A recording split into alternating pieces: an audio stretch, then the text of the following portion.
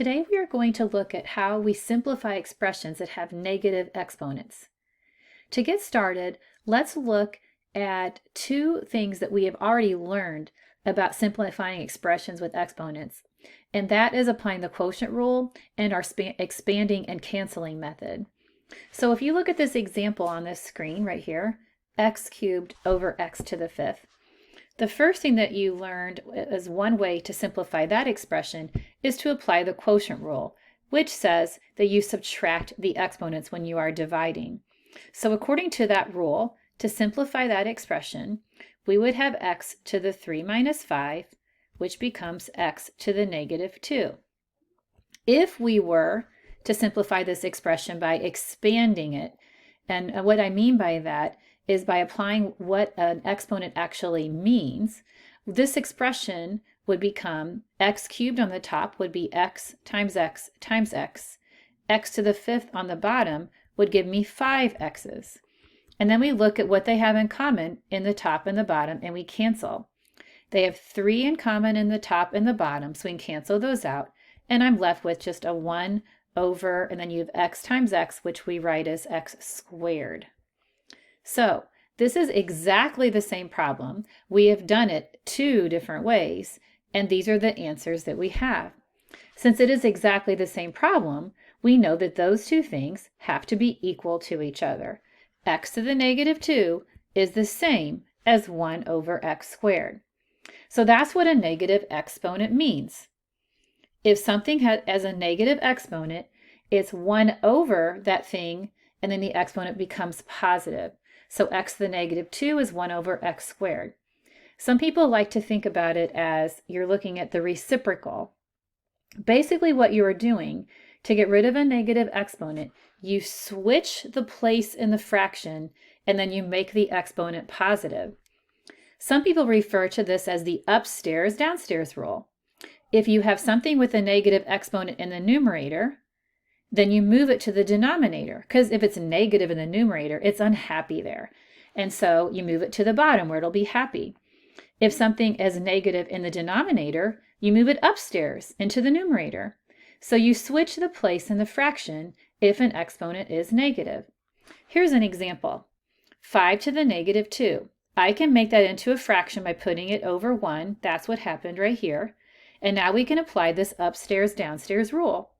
It's negative in the numerator, so I switch its place, I move it to the denominator, and then I make the exponent positive.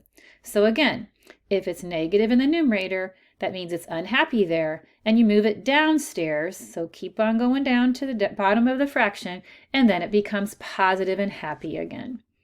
So this upstairs downstairs rule is what we're going to use to simplify expressions that have negative exponents. Let's look at some more examples. So my first example here, I have 10 to the negative 3. The first thing you want to do is you want to put it over 1 and make it into a fraction. That way you'll know where to move it if it's negative and unhappy. So this one has a negative exponent in the numerator. So I'm going to move it to the denominator, and then I make the exponent positive.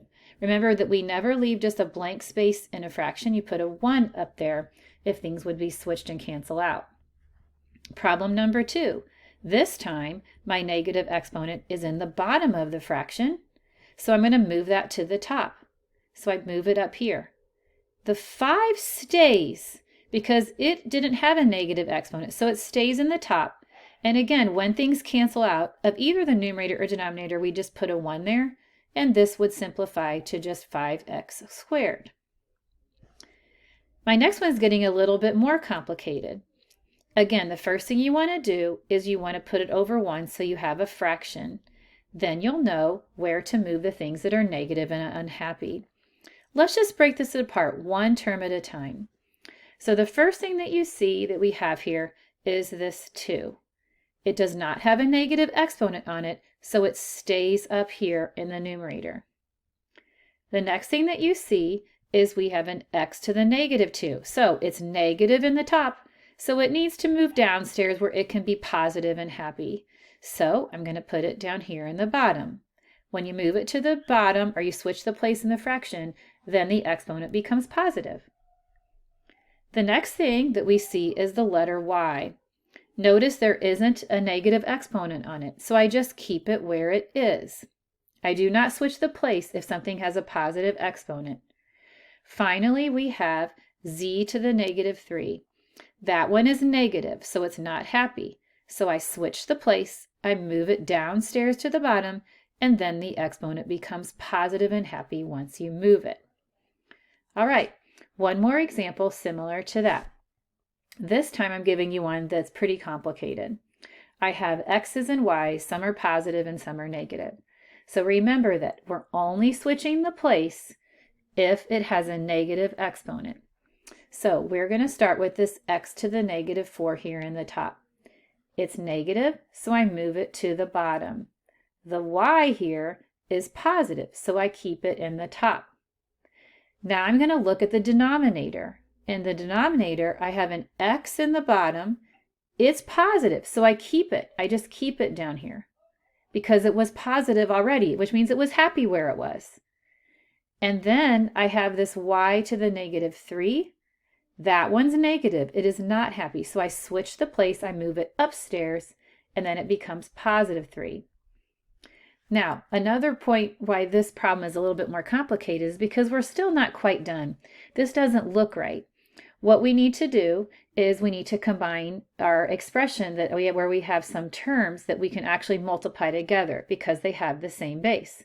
So if I multiply the numerators, y times y cubed, remember this is y to the first times y cubed. So when we multiply, we add the exponents, I get y to the fourth. In the denominator, I have x to the fourth times x to the first. I add the exponents, I get x to the fifth. And that is my final answer. So again, this is a little summary of how we simplify expressions that have negative exponents. Step number 1, is your expression a fraction? If it is, move on to step 2. If not, make it a fraction by placing it over the number 1, as shown in the example here. Once you have your expression written as a fraction, apply the upstairs-downstairs rule. If it has a negative exponent, switch its place in the fraction. If it's in the numerator, move it to the denominator. If it's in the denominator, move it to the numerator. And then once you do that, change the sign on the exponent from negative to positive. So remember, if it's unhappy and negative, when you switch it either to upstairs or downstairs, then it becomes happy and positive. So here's another example. Or step number 3 gives you an example where you may have to actually simplify the expression after you've done that by applying your rules of exponents. So here's an example. X to the negative 2, y cubed, y to the fourth. So the first thing you do is you put it over 1. That's what happened right here. Now, the only thing that's negative is this x to the negative 2. Everything else is happy and positive. So the x to the negative 2 moved to the bottom and moved downstairs and became x to the positive 2. Lastly, you can combine these terms. Y cubed times y to the fourth gives you y to the seventh, and then you're done. The answer is y to the seventh over x squared. Now what I'd like you to do is to try these examples on your screen. Hit pause and then hit play when you are ready. All right, please check your answers to these examples. Numbers 1 through 4 were pretty straightforward, applying that rule with having a negative exponent. So you had to put each of these over 1 and then switch the place in the fraction because they were all negative and unhappy and they wanted to move downstairs. Numbers 5 through 8 were similar, except it also said to write your answer as a fraction without any exponents. So on number 6, if you put 1 over 10 to the fourth, you're right, except for you're supposed to not have exponents. So if you simplify 10 to the fourth, that's 10,000. So the answer is 1 over 10,000. Number 7, you would have had 1 over 7 squared, but 7 squared is 49. So it's 1 over 49. Number 8 is 1 over 2 cubed, and 2 cubed is 8. So the answer is 1 over 8. Let's work a few more examples now, as seen on your screen. These problems, it says, to leave your solution as a value raised to a power, be sure to use a positive exponent. So problem number 9, this is a little bit different in that you're going to have to apply your rule, your power rule, which says when you're raising something that has an exponent to another exponent, which we call power to a power, you multiply the exponents. So to do this problem, what you should have done is multiply the 3 and the -2 together, and that gives you -6. So this becomes 6 to the -6. Now I have to have a positive exponent, so I'm going to put it over 1. It's unhappy, it's negative in the top, so it's going to walk downstairs and become happy, and the answer is 1/6 to the 6. Now that I've showed you that, go ahead and hit pause, try number 10, and then hit play when you are ready. Okay, let's look at problem number 10. There's two ways you could have done this problem.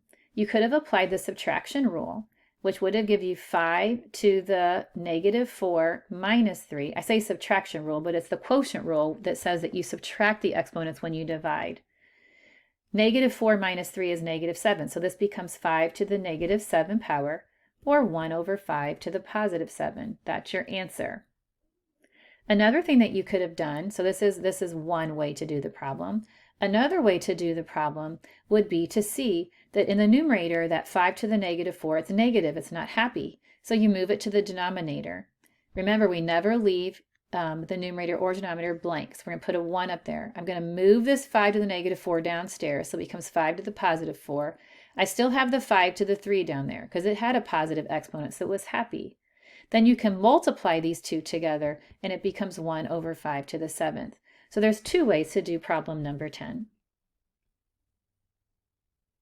Now I'd like you to try these 4 problems that are on your screen, applying all the rules that you've learned so far for exponents. So remember, when you're multiplying, you add the exponents. When you're dividing, you subtract. When you're raising a power to a power, you multiply. See if you can apply all those rules, hit pause, and hit play when you are ready. All right, check your answers and let's see how you did. Number 11, when you multiply, you add the exponents, and so this particular problem becomes a to the -5. When you add 1 and -6 is -5, and then I put it over 1. It's unhappy, so I move it to the bottom, and then this is your answer. Number 12, you're raising a power to a power, so you multiply c to the -21. Put it over 1. Move it to the bottom because it was negative in the top, and your answer is 1/c to the +21. Problem number 13, let's first simplify the top. When we're multiplying, we add the exponents, so then we get 3 cubed. The bottom is 3 to the 5th. This one you could do the subtraction rule, or you could think about it in terms of canceling. If you have 3 3's in the top and 5 in the bottom, the 3 in the top would cancel out 3 in the bottom, and you have 2 left. So think about your subtracting, but the higher exponent is in the denominator, so that's where they are left, and that's where that answer comes from. If you use the subtraction rule, you'd have 3 to the 3 minus 5, which is 3 to the -2, which again gives you 1/3 squared. Problem number 14, you can do several different ways. One way that you could do it is you could start with this expression here. The 4 to the -8 in the bottom is unhappy, so if you move it to the top, you would have 4 to the 4th times 4 to the 8th, and then this is also times 4 to the -14th. Now, you could move the 4 to the -14 to the bottom, or just go ahead and, since you're multiplying, add all the exponents up. So we have 4 to the, now add 4 and 8 and -14. Those are the 3 exponents. 4 plus 8 is 12. 12 plus -14 is -2. And now that is over 1. It's negative in the top, so we move it downstairs where it'll be happy, and it becomes 1/4 squared. The last thing that I would like you to do is to try these 4 problems on your screen. These problems are true or false. You're supposed to determine if the statement is true or false. So what you need to do is simplify the left side, then simplify the right side, and see if they both equal the same thing. If they do, your answer is true. If not, your answer is false. Hit pause and then hit play when you are ready to see the answers. All right, check your answers. Number 15 should have been false. If you simplify the left side and the right side by applying the product rule, which says when you multiply, you add the exponents, you get z to the -5 equals z to the 5th. That is not true. Number 16 is true. Number 17 is false, and you can look at my explanation on the screen. And number 18 is true. Again, you can look at the left and the right sides to see how I simplified. So I hope that helps you with learning how to simplify expressions with negative exponents.